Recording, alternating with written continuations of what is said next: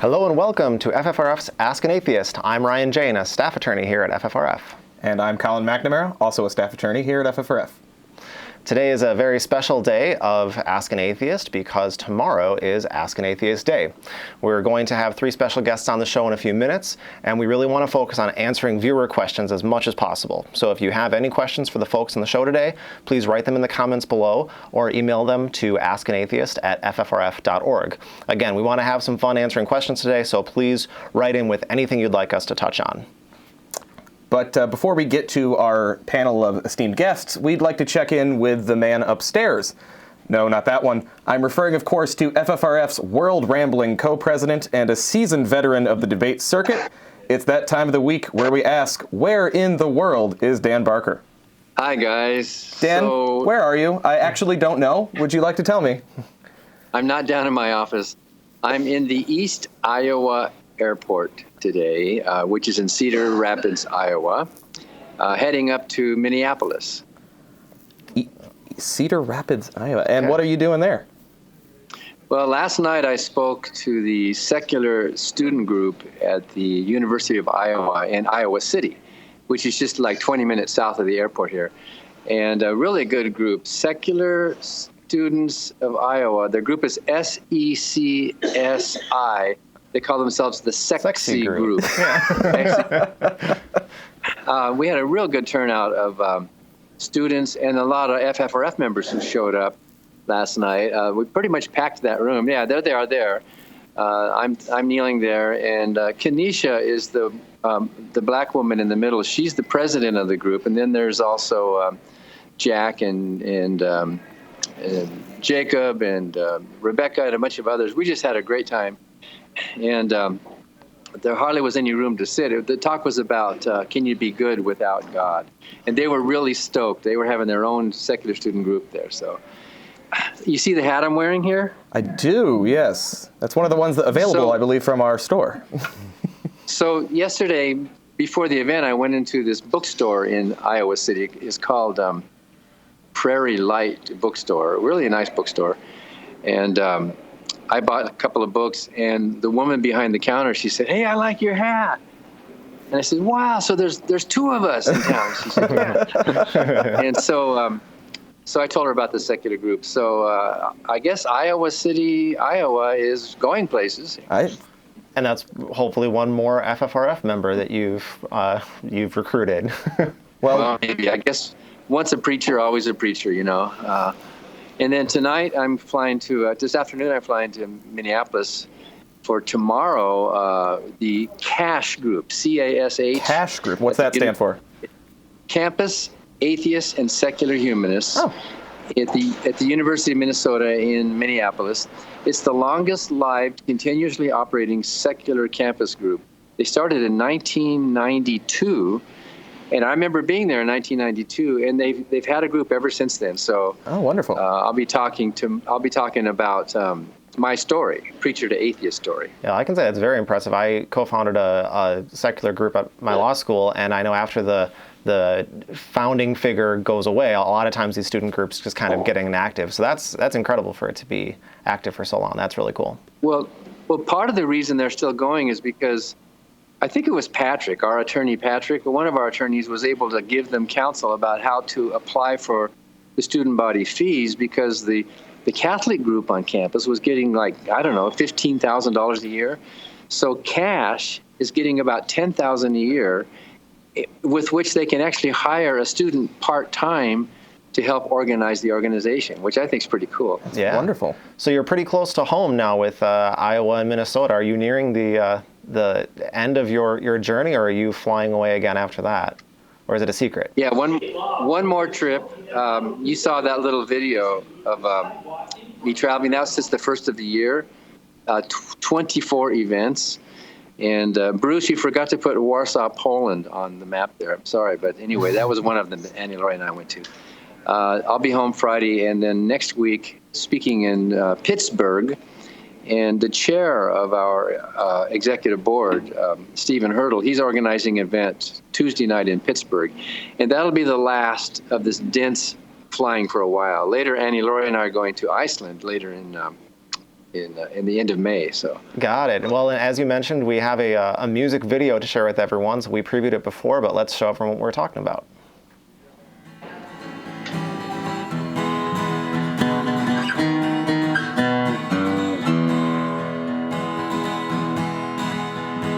I've been everywhere, yeah, I've been everywhere. A godless emissary, I've been everywhere.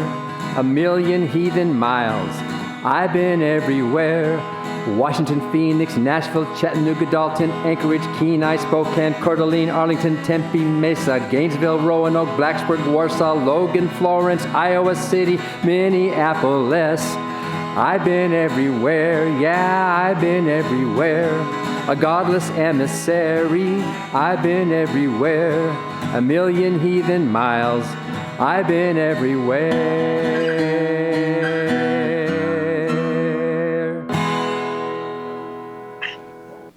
and we have to mention that the guitar for that, we recorded that yesterday before I left. The guitar was our IT director, James Fediplace, who just went into the studio and just knocked that off really fast. And I'd also like to mention that thanks to you, Godless Emissary is going to be the name of my new metal band. Well, Dan, safe travels. We'll check in with you again next week for another episode of Where in the World is Dan Barker? And without further ado, it is time to introduce today's other guests. We are honored to have three superstars of the secular community on the show today. First, Nick Little with the Center for Inquiry. Hi, Nick. Hello. Next, we have Sarah Henry with the American Humanist Association. Hi, Sarah. Hi. And last but not least, we have Debbie Allen with the Secular Coalition of America. Hi, Debbie. Hey, hello. Oh, good. We can hear everyone. Yeah. So I'd like to start. Can each of you just take a moment to say again who you are, what your org is, and maybe something that you've been working on recently that you think is interesting. So, Nick, why don't you go first? Sure. I'm Nick Little, the legal director and general counsel of CFI, the Center for Inquiry. Our mission statement is that we believe in science, reason, and humanist values. We seek to combine the separation of church and state work with the promotion of science. So recently, I've been looking at that scientific side, and I looked against CVS, the pharmaceutical chain, their retailing of homeopathy. Homeopathy, as we know, is complete bunk, and so we're seeing consumer fraud for how they represent the customers. Wonderful. There you go. Yep. All right. And Sarah, why don't you tell us a little bit about your group and what you do there? Sure. So my name's Sarah. I work in communications here at the American Humanist Association. We work to promote humanism around the country through three sort of predominant avenues. Our legal work, with our recent Supreme Court case being sort of the hallmark of that department, our education department, and then our legislative and lobbying team. But our big project that we just launched this week that I've been working on a lot and we're really excited about is called Here for Climate, which stands for Humanist Environmental Response Effort. And it's all about how humanism and environmentalism really go hand in hand. And if we take this one life that we have, seriously and trying to do the best that we can, do the most good, then that really requires us to take action on climate change. That is awesome. I was also going to just give you a shout out. Congratulations on doing a great job talking about that Supreme Court case on a flurry of media appearances. How many of those did you do? I heard a few of them. Yeah, you were everywhere for a while. My mom did have to learn how to find Fox News on her TV to see me, so that was interesting. But no, our whole, everyone who's a spokesperson here at the organization, myself, Roy, and our senior counsel, Monica, really did a great job, I think, trying to communicate to the public why we felt like that was such an important issue. Yeah, you did do a great job. Absolutely fantastic job. Yeah, thank you. All right, and Debbie, why don't you tell us a little bit about SCA and what you've been up to? I am the acting executive director of the Secular Coalition for America, And our mission is to increase the visibility of and respect for non-theistic viewpoints in the United States and to protect and strengthen the secular character of our government as the best guarantee of freedom for all. What we do is we lobby on behalf of atheists, humanists, free thinkers, and people that are committed to the separation of church and state. We lobby on behalf of them at the nation's capital and in state government and in the local areas as well. One thing that we're working on right now is providing secular options for mandated addiction treatment. So when you go to court and they say as part of your penance to society, you have to go to meetings. Well, we would like there to be secular options offered to people in that situation, and such as Smart Recovery or Life Ring. And the other thing that I think we're starting to gear up for with thinking about the 2020 elections is getting our people out to the polls.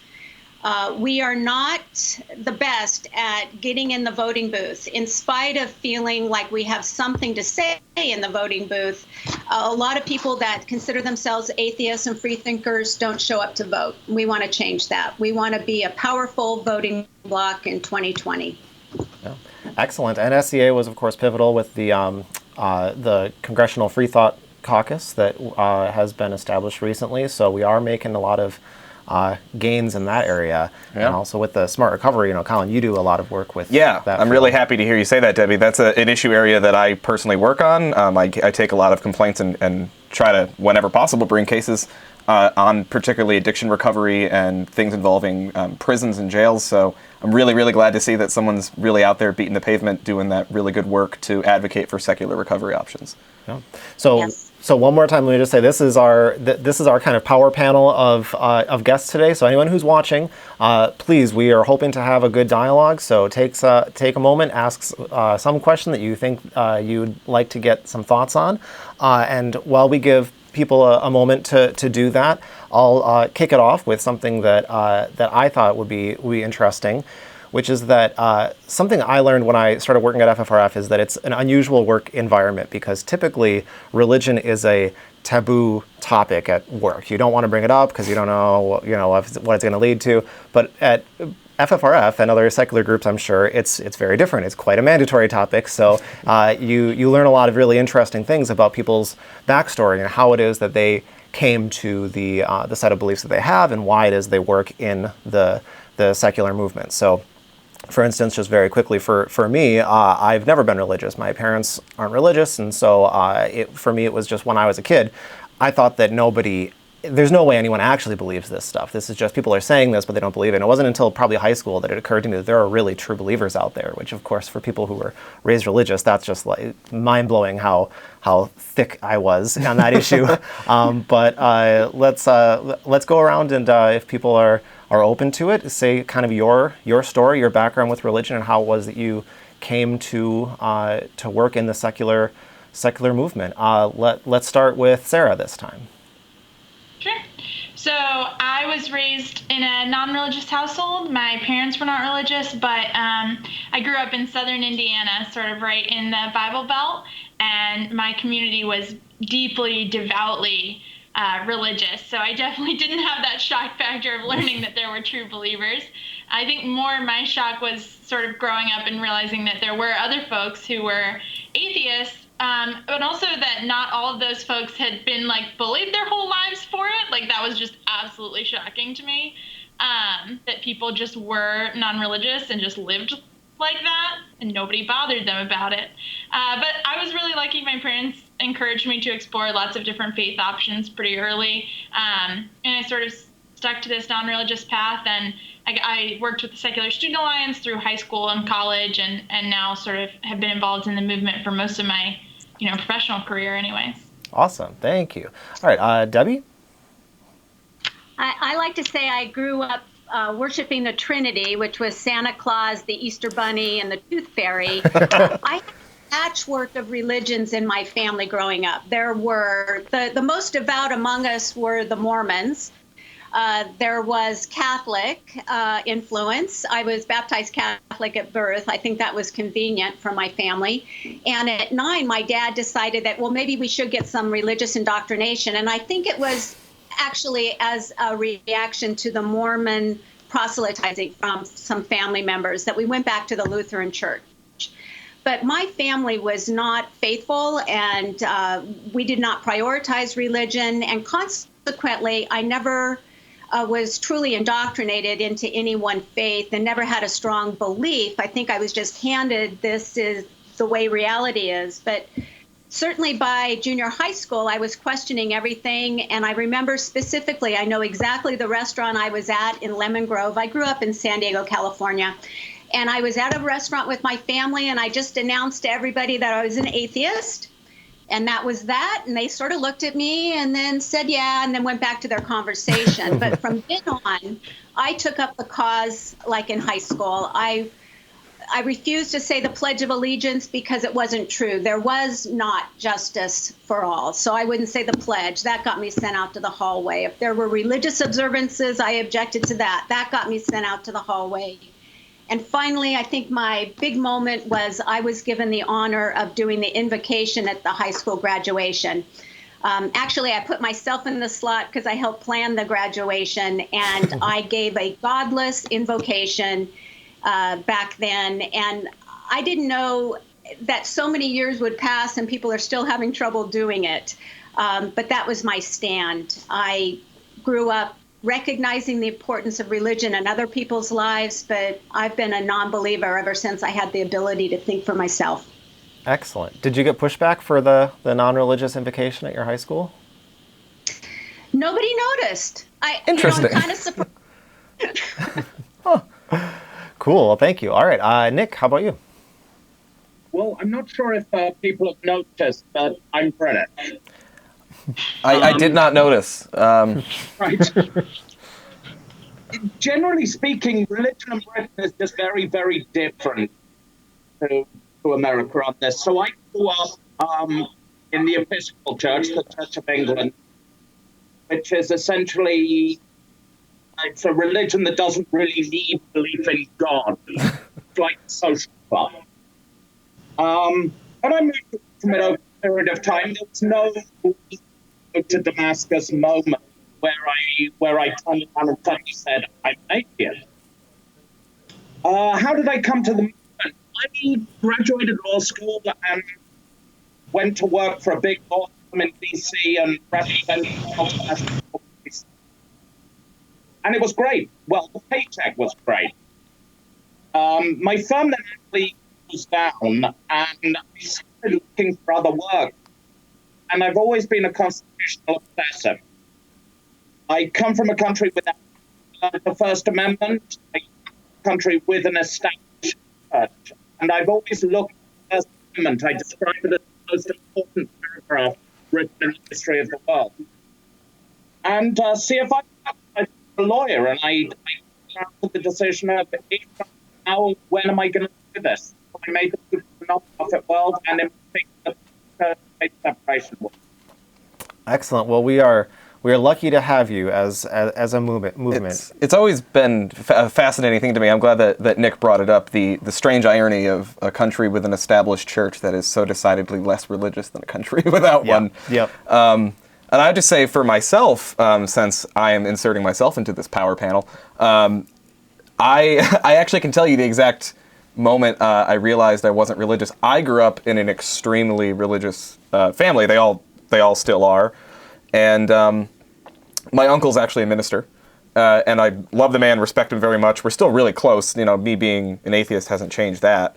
We're still really tight. But he gave me, like, one of the earliest presents I remember getting was he gave me a copy of the Bible and a copy of Lord of the Rings at the same time. And I remember reading them and be like, these are two fantastic fantasy books I just got. I mean, this one's way more interesting than this one. You can guess which one I'm referring to. But it was, I think he accidentally gave me this weird juxtaposition of, it's all just made up. It's all just fantasy. And I never really gave any of it a whole lot of credence from then on. And then it wasn't until many years later when I finally said that I was an atheist, and I got that bizarre reaction I think some people have gotten, which is the, well, we knew you didn't believe in God, but we didn't think you were an atheist. Right. Which I'll never understand to this day. But. Yeah, there's someone in my extended family who has said of themselves that they said, I guess I'm an atheist who believes in God. Okay, well, I'll just However let it you go. define that term. Yeah. So, okay, let's see if we have some questions rolling in. So, okay, this touches on what Debbie was talking about especially. So David Eldridge asks, why do you think that so many people are afraid to state openly that they are an atheist? Debbie, what are your thoughts on that? Well, I think it's because our society has kind of classified people or assumed that people that believe are good people. And in fact, I think a lot of people that are not truly religious or don't truly have a God belief might say that, well, I'm a Christian because they think they follow the Christian way of being in the world. Or they might identify with Islam because it's the religion of peace, and they see themselves as adhering to the tenets of the faith without really having a God belief. But truly, people get pushback for leaving faith communities, especially when that faith community prioritizes belief and assumes that you will not have everlasting life, for example, if you don't believe. There's a real cost when you leave a religion and that religion teaches that you will suffer in hell forever. So in my own family, my born-again relatives, they love me anyway. And I hate when they say that. They don't understand how dismissive that is to someone like me. But they do love me so much that they want me to have the same afterlife that they hope to have for themselves. Right. Yeah, that makes sense. I've always thought, that if I did believe in eternal afterlife, it would be cruel of me not to be just adamantly beating that drum every day and trying to save everybody. So yeah, you can understand. It's kind of the Pascal wagers issue, right? Where when you put infinity into the equation, that's just going to break everything. Yeah. It's just that the only thing that matters is saving souls after that. So unless you realize that none of it's true, it's hard to get out of that. Nick, do you have any thoughts to add or to weigh in on this? All right. Yeah, very much. I think it depends on where you are in the world. We run a program at CFI called Secular Rescue that has helped a lot of bloggers, in particular in the Islamic world, escape from persecution. And what working on that has taught me that there are countries where announcing you're an atheist results in you being killed, either by the state, for apostasy, or by only God of the state. So there's the big regional thing. Why in the United States? Because as Debbie said, we're a country that tends to think of religious people as good and non-religious people as bad, which is why people saying that is so important. Yeah, I mean, I'd like to add a thought on that too. I mean, I think it's related to what I was just saying about, I had family members that said, I know you don't believe in God, but I didn't know you were an atheist. Mm-hmm. I think what you have to understand, especially for people who grow up in religious households, the word atheist is a dirty word. It's a bit like swearing, and I definitely got that growing up. I grew up in a kind of nominally Baptist sort of background, and yeah, it was something. It's a word that was whispered. You did not outwardly identify as an atheist. Even if it was okay to go into church and say, I have questions, I have doubts, I'm not sure I believe, that kind of thing. It was okay to express a kind of soft agnosticism, but it was not okay to say you were an atheist. That was you were really putting yourself down by saying that. So for years, I would say I was non-religious, and it took me, I think, just from all that, having that ingrained so much in my head, it took me years to be able to comfortably say that I'm an atheist. And now I shout it from the rooftops, but it did take a very, very long time. Yeah, I think that's a common story too. Sarah, do you have anything to add about the difficulty in kind of coming out of the closet as an atheist? I think Nick and Debbie touched on a lot of the same things I would have said. I think another component too is that strong sense of community that a religious institution can provide.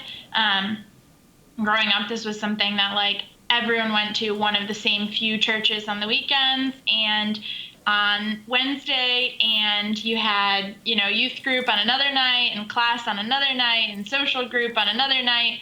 And so it's always the same sort of folks that you're with. And the religious institution really provides that sort of social network and social fabric. So I think for a lot of people in smaller communities or in deeply religious communities, when you leave that religious institution and when you start to sort of come out and use the word atheist or even non-religious or agnostic, it not only pushes away that sort of religious service, it pushes away the rest of your social fabric. That's a really scary thing to do. Yeah, that's a great point, and it brings to mind too kind of the flip side of this discussion. To my mind, is the idea that when you do come out of the closet as an atheist, and you, if you're in a place where you're able to do that and deal with some of the backlash, there is a tremendous benefit potentially that we saw also in the gay rights movement, where for a long time that was just incredibly taboo, and then the big social shift in opinions on gay rights happened, it seems, mostly because people started to say, well, I know, my nephew is gay, or my next door neighbor is gay. Friends, family, neighbor, yeah. Yep, and so that changed people's minds about this, and they said, yeah, of course these people deserve equal rights. And so allows you to empathize. Right, exactly. Yeah. Yep, so I think that's a good reason that if you're in a spot to be an out of the closet atheist, then you are helping the movement just by being open about it. But of course, if you're in a spot where you have to make the call about whether that's worth it or not in your particular situation. Sure. I'd like to ask a question of all of you. I'd like to go to Debbie first on this. Debbie, you raised an interesting point, and I've encountered this too, about how we have an assumption in this country, generally socially it seems, that religious people are good people, and that being religious kind of makes you good. So a question we get asked all the time as atheists is, how is it that we manage to be such good people? Since you all seem like lovely, nice people, how do we manage to be such good people without fear of eternal punishment? So, Debbie, let's start with you. Where do you kind of derive your sense of morality from? Well, I do think that I've always strived to question why I think what I think, why I believe what I believe, and that's just maybe part of my character. I'm skeptical by nature. That leads me to maybe question everything. One thing I'm acutely aware of is that the holy books that we're familiar with don't tend to answer all of the questions that we deal with every day, day to day in society. Human beings deal with ethical dilemmas all the time. And I do think that we follow the teachings of our families, some of which may be derived from their religious faith. Social norms change over time. We all benefit from knowing more so that we can do better through education, et cetera. And I do think if the stats are true, non-believers tend to be somewhat better educated than the general society. They tend to be a little more comfortable questioning the status quo, which allows them to struggle with ethical dilemmas. I really benefit from being around what I would consider good people, admirable people, people that are walking a path that appeals to me. And that happens quite frequently in our movement. And I also, again, struggle with right and wrong. These are just human dilemmas. I happen to not reach out to God for help with that. Yeah, I think the point you're hitting on there too is that the struggle is actually a good thing. I mean, being religious might give you a sense of absolute morality, but that doesn't apply in every situation all the time, and you need to be able to think through the hard questions. Yeah. And we've seen the negative consequences when you choose not to, when you say, well, fortunately I have a book with all the answers. Sure, yeah. Nick, how do you manage to not be an evil person? Well, first, I'm British, so we're born as good people. Okay, you have an advantage. Fair enough. Honestly, this isn't rocket science. We know what good things are and we know what bad things are. Don't hurt other people. Keep your nose out of their business. It doesn't affect you. If somebody wants to marry somebody of the same gender, that doesn't affect me at all. So the bottom line essentially is that you treat other people as you would them treat you. Be a good person. And I think most religious people also think exactly the same thing. Look at how religious people react to contradictions in their holy books. They manage to push things away. A Christian will sit down and eat a shrimp cocktail without a problem because they know that doesn't hurt anyone else. And so I don't think there's much of a difference between atheists and religious people on that. We evolved to have a sense of what is good and what's bad, and what is good helps us as humans to live in a society. I just don't think that needs to be written down in a page nomads to see what's right and what's wrong. Yeah, couldn't agree more. I love that there was Nick dropped a little citation to the Golden Rule in there, which does not come only from Jesus, by the way. Yes, fun fact. It's in the Analects of Confucius long before. I don't think Jesus actually said it at all, as I recall. We're gonna get corrected on that probably in a comment. Sarah, we got any thoughts to weigh in on this?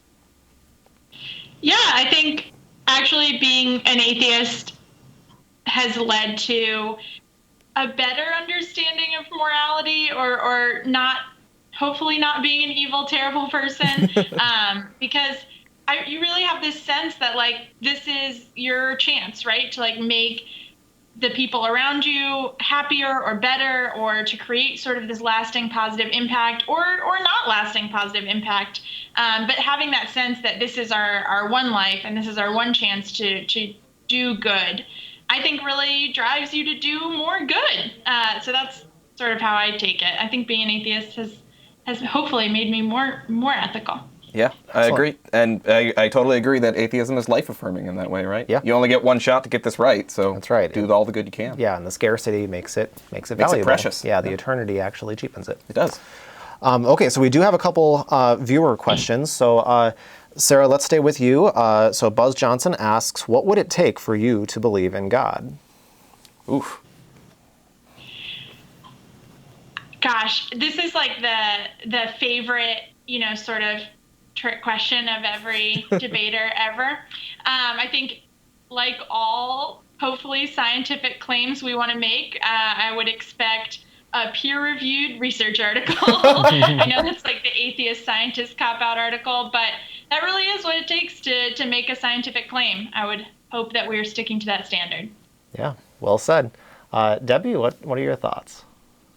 Well, I want to applaud Sarah's answer because that's a good one. I really like that.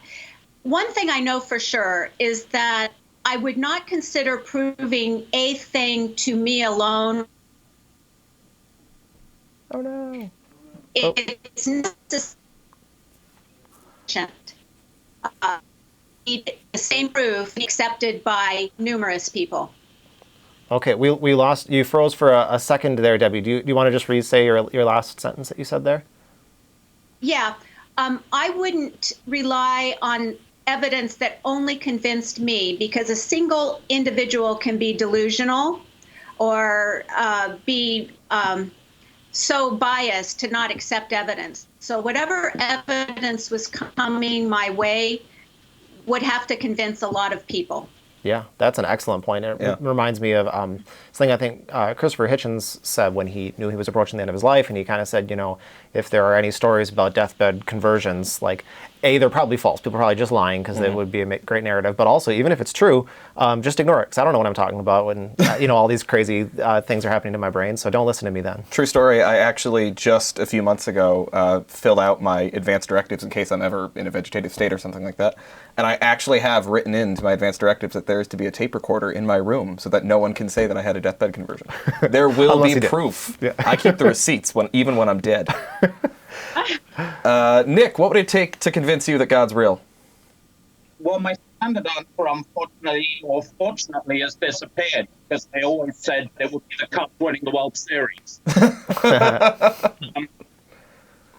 Honestly, settles it. I describe myself as an atheist. The existence of God doesn't matter to my life. I'm really not sure what it would take to believe in God or not believe in God, because I'm just going to go on and live my life the way that I live it anyway, so I've never really thought about that. Yeah. You know, what's another interesting point on that is the one thing that gets brought up a lot is, would witnessing a miracle make you believe in God? No, not at all. I think it was David Hume had this about, if you saw someone die and then the next day saw them walking down the street, is the explanation that God exists and therefore brought them back to life, or that you made a mistake, right? That they didn't actually die. That's actually the more reasonable explanation. Yep. It wouldn't do anything for me. Yeah. Well, and the other answer that is always in my mind, kind of the lawyer answer to it, is when you ask what would it take for you to believe in God, is, well, it depends on what you mean by God. Mm-hmm. And if you mean the God of the Old Testament, you have a tall mountain to climb to make me convinced that that particular character is a real existent being. If you were to say, well, God is the thing that, the external force that brought the universe into existence, and then cosmology advances and says, there's an external force that brought the universe into existence. So, well, by your definition, I guess, I'm a God believer, but that not in any meaningful sense, of course, in the religious sense. Proof beyond a reasonable doubt by a jury of my peers. It's the only thing that'll get me. Right. Okay, and I think we have time for one more question. So let's see, we have Pepper Schwartz asked, I've often heard theists ask, doesn't it take just as much faith to be an atheist as it does to be a believer? I hate that question so much, but I see where you're coming from. So how would you answer that? Let's start with Sarah. How would you answer someone who says it takes just as much faith to be an atheist as to be a believer? Well, first of all, I find that most people who ask me that question are not coming from a place of having a good faith conversation. Mm-hmm. They're usually coming from a place of, fundamentally believing I'm wrong, and that's sort of the end of the road. I think categorically that statement's untrue. It doesn't take more faith to be non-religious, or as much faith to be non-religious or an atheist as it does to be religious. It takes maybe more reading comprehension, independent research and looking at things. But it's just fundamentally untrue. I think that's sort of this line of questioning that you need to move on from and shut down when it happens, because it's not necessarily productive. It doesn't lead to any sort of conversation that will allow either of the people engaging to learn from each other. That's awesome. You got a laugh from our control room in the studio. That's a rare achievement. Well done. All right, Debbie, how would you respond to someone who says it takes just as much faith to be an atheist? I hate that kind of conversation because, again, it depends on what you mean by faith. Faith is a word like spirituality to me, and it's very hard for me to use that word the way a religious person is using it. Because the truth is, I do have faith. I have faith that the good people in my life will continue to be good. I have faith that the sun will rise tomorrow. So when things are demonstrated to me and I have lots of evidence that they are true or that I can count on them, then I can casually say, I have faith in that. It doesn't take any sense of faith on my part to think that there is no supernatural being. I don't spend any time at all questioning that I guess Dawkins might say, there's no fairies in the garden, there's no dragons under my bed, and I have faith that those things don't exist. Well, I don't consider myself radical for having faith in my non-belief. Excellent, yeah. Very well said. And so, yeah, faith, as you're using it there, would be, I guess, like trust and belief. Like I trust that my wife is being faithful to me, right? That's but it's a different sense than a lot of people say. Faith is whatever the Bible quoted people always say. It's the trust in things unseen, something willing like suspension that. of disbelief. Oh, that's the real definition to my mind of religious. It's faith. such a phenomenally stupid question too, or a phenomenally stupid point, because if the argument is it takes just as much faith to be an atheist as it does to be a theist, well then great. All else being equal, I think I'll just stay where I am then. Thank you very much. Mm-hmm. Well, you haven't really advanced your cause. Yep. All right, Nick, any thoughts on how much faith it takes you to be an atheist? I mean, just from a mathematical point of view, the concept is nonsense. If I turn around and say, compare it to sports again, it takes more faith for me to believe that Vanderbilt are going to win the national championship next year. It takes for me to believe that Vanderbilt aren't going to win the national championship next year, because there's so many other possibilities. then again, what's my answer to that question? It's like, how does this matter? Is this important? If you don't exist, to me, the important question isn't whether God exists. It's whether the God these people believe in is worthy of worship from me. We've got to prove two things. That first, they got to exist, and secondly, I should get on my knees and worship that God. And I think that's something they fail so dismally on that there's no need to even look at the first question. Yeah, excellent. I like that attitude. Yeah. Okay, so thank you. Is there any final quick comments or plugs you want to give for your orgs, and any just final words? Nick, let's stay with you first. Any last thoughts? Yeah, I am down in Texas next week speaking in Dallas, in Austin, and San Antonio. So if you're in Texas, come see me, and don't buy homeopathy. Don't buy homeopathy. Don't buy homeopathy. All right. Very easily done. Thank you, Nick. Yep. All right, Sarah. Sure. Well, thank you so much for having me. This has been great. Hopefully we answered a few questions. But also, my shameless plug for the American Humanist Association. You should visit our new website, hereforclimate.org, to learn more about our new campaign. We're excited. Awesome. There's no shame in our game, Sarah. And Debbie, closing thoughts? Yes, please. Well, first of all, thank you for the opportunity, and congratulations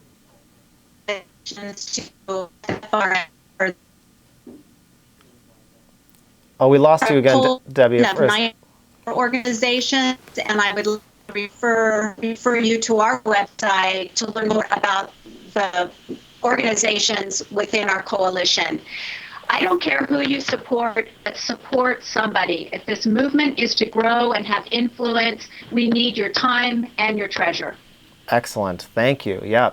So again, 3 wonderful orgs, SCA, CFI, and AHA. So if you're not already members and supporters of those orgs, please check them out. And with that, that is our show. Thank you so much for watching and for writing in with your questions. And thanks again to all of our guests today. And we will see you next Wednesday on FFRF's Ask an Atheist.